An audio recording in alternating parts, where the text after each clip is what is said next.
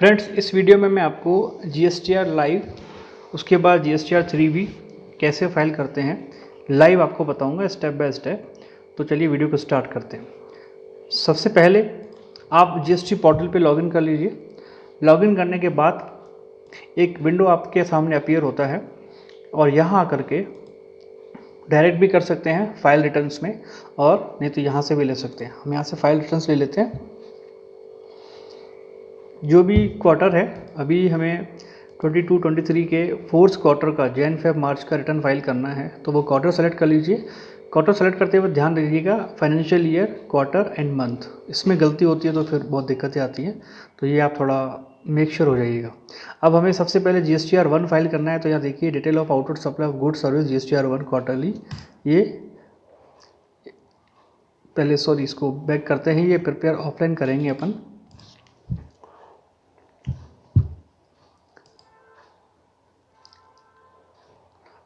एक बार वापस से ईयर सेलेक्ट करना पड़ेगा, यहाँ पे प्रिपेयर ऑफलाइन, और यहाँ पे जेसन फाइल अपलोड होती है। जेसन फाइल आपको टैली में से बना के आनी है। आपका जो भी डेटा रहता है 3 मंथ्स का, जैन फेब मार्च का, तो उसके लिए अगर आप टैली में मेंटेन करते हो, जो भी सॉफ्टवेयर आप मेंटेन करते हो उसमें आपको जेसन फाइल बना करके अपलोड करनी है। टैली में जेसन फाइल कैसे बनेगी वो मैं आपको बता देता हूँ। आप टैली विंडो पर आ जाइए, यहाँ पे डिस्प्ले के बाद GST रिपोर्ट्स, और यहाँ पे आकर के GSTR 1 पे क्लिक कीजिएगा। F2 से पीरियड सेलेक्ट कर लीजिए 31/3 तक।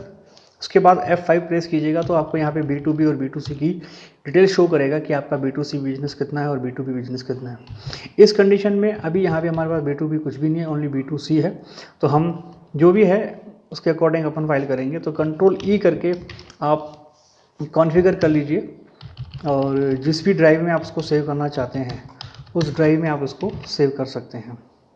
ओके, तो ये हमारी एक फ़ोल्डर बना हुआ है, हम उसको इसमें डाल देते हैं।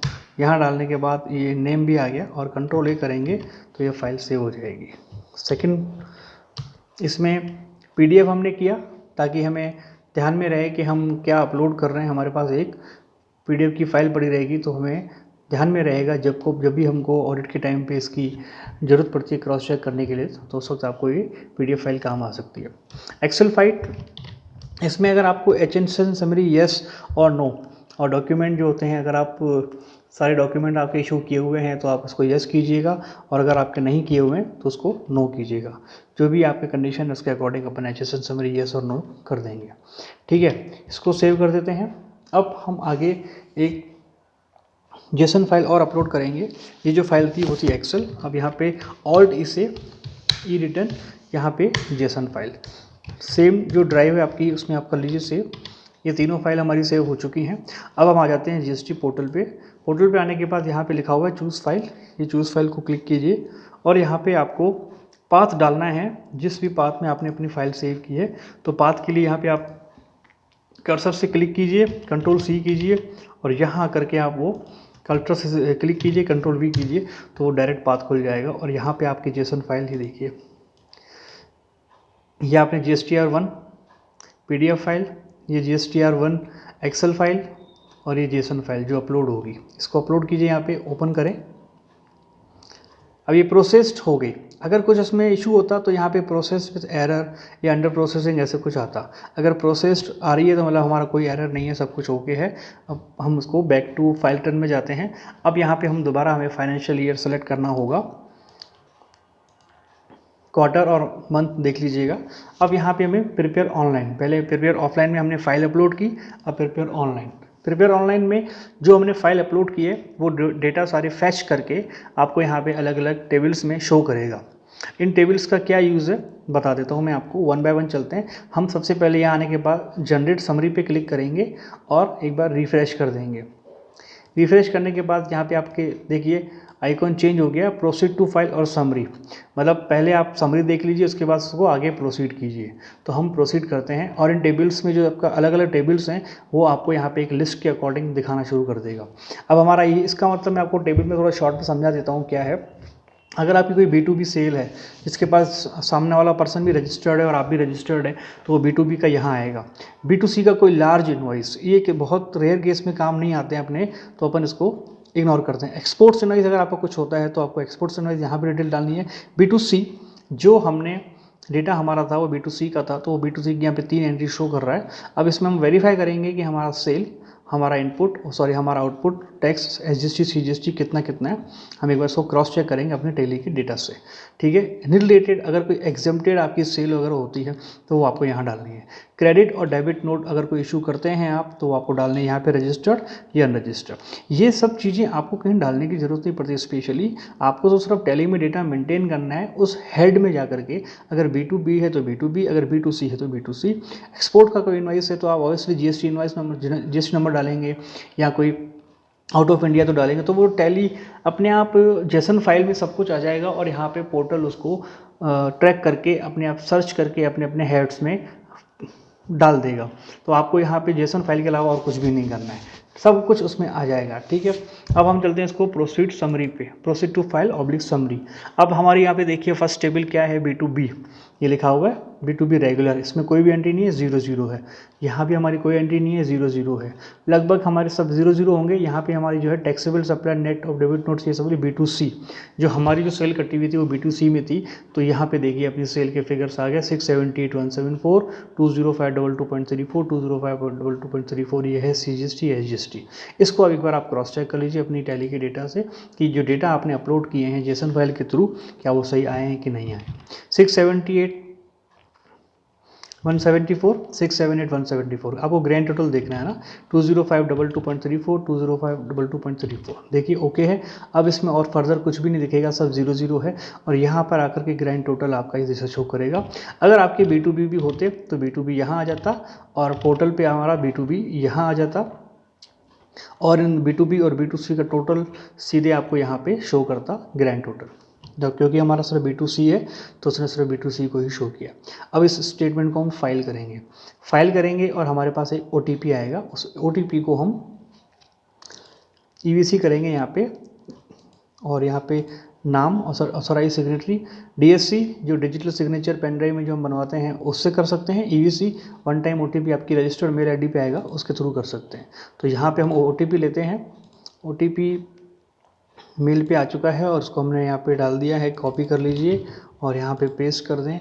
आपका GSTR1 उसको वेरीफाई कर दीजिए, आपका GSTR1 फाइल हो चुका है। ये देखिए स्टेटस फाइल्ड। अब आपको GSTR3 फाइल करना है, तो GSTR3 भी मैं आपको बताता हूँ हम कैसे फाइल करेंगे, इसी वीडियो में कंटिन्यू। दोस्तों GSTR जैसे हमने फाइल कर दिया है, अब हम आ जाते हैं डैशबोर्ड पे। डैशबोर्ड पे आने के बाद आप GSTR3 के लिए सबसे पहले आपको फाइल रिटर्न्स में जाइए।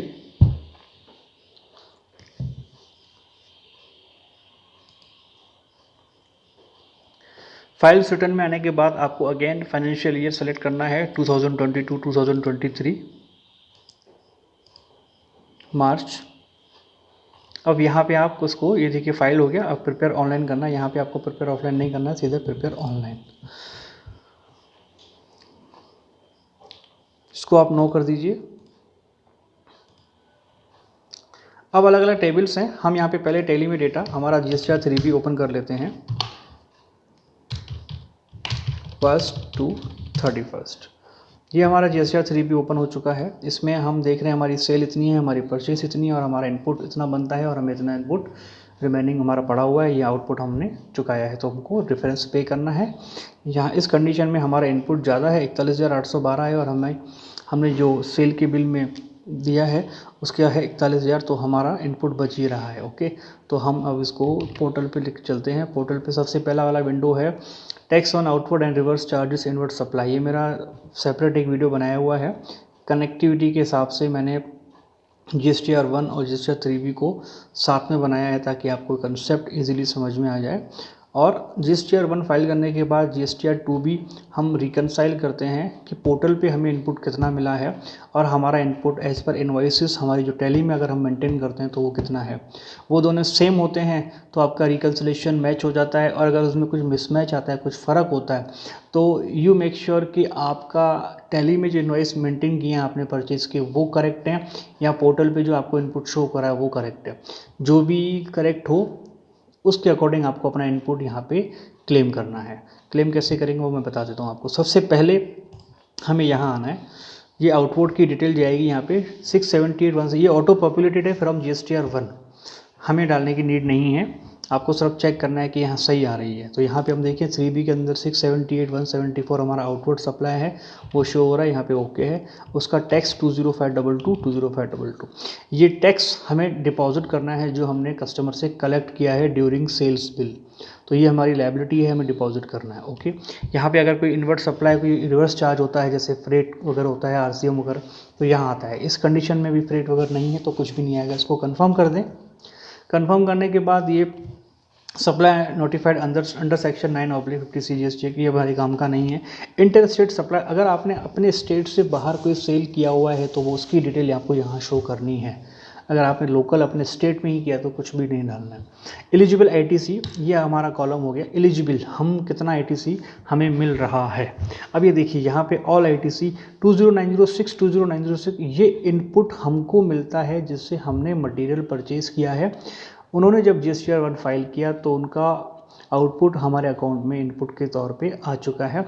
अब ये इनपुट हम वेरीफाई करेंगे हमारे टैली के डेटा से, क्या ये मैच होते हैं नहीं होते। ये 20906 20906 एग्जैक्टली मैच होते हैं। कुछ पॉइंट्स का फ़र्क है तो कोई इशू नहीं है, इस पॉइंट्स को हम एज इट इज़ रहने देते हैं। पॉइंट्स का फ़र्क आ जाता है जब राउंड ऑफ करते हैं तो छोटा मोटा इशू रहता है, कोई बड़ी बात नहीं है।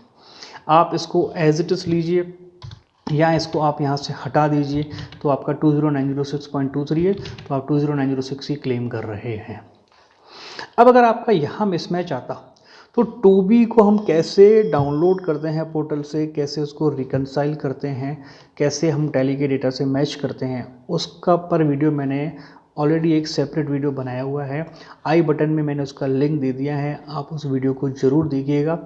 GSTR1 के बाद GSTR2B को कैसे रिकनसाइल किया जाता है, कंसेप्ट आपका वहाँ क्लियर हो जाएगा। यहाँ मैं नहीं डाल रहा हूँ क्योंकि वीडियो लंबा हो जाएगा और ऑलरेडी वीडियो बना चुका हूँ तो दोबारा बनाने की नीड भी नहीं है। 20906 20906 ये आपका इनपुट मैच हो रहा है, आप इसको कंफर्म कीजिएगा। कंफर्म करने के बाद अगर आपकी कोई एग्जेम्प्ट परचेज़ है, किसी सप्लायर से आपने एग्जेम्प्टेड परचेज़ किया हुआ है जिस पे कोई टैक्स पे नहीं करना है आपको, तो उसकी डिटेल आपको यहाँ शो करनी है। हमारी कंडीशन में हमारा यहाँ पे लोकल परचेज एग्जेम्प्टेड 64672 है, तो हम यहाँ पे इसको इंट्रा स्टेट सप्लाई के कॉलम में फीड करेंगे 64672.65।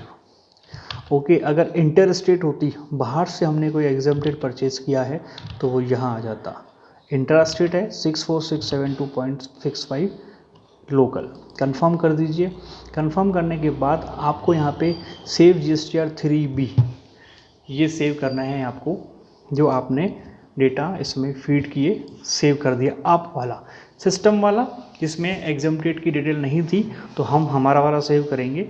सेव करने के बाद ये बटन एक्टिवेट हो जाता है। इसको यहाँ पे आपको प्रोसीड टू पेमेंट करना है। प्रोसीड टू पेमेंट करने के बाद आपके सामने ये विंडो ओपन हो जाता है।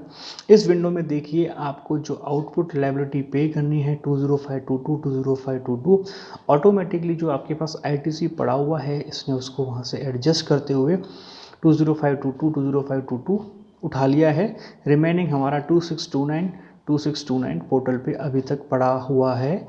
इसको एडजस्ट करने के बाद कर्सर को एक बार लास्ट तक लेके जाइएगा और यहाँ देखिए additional cash required always should be 0, क्योंकि यहाँ 0 होना चाहिए। यहाँ अगर 0 नहीं है तो मतलब कुछ ना कुछ आपको पे करना है, आपका चालान बनता है। इस कंडीशन में हमारे कुछ पे नहीं करना है, 0 तो हम इसको करेंगे make payment post credit to ledger, yes कर दीजिए। यस करने के बाद ऑफसेट करें इसको, देन एक बार आप दोबारा देखिएगा सब कुछ सेट हो गया।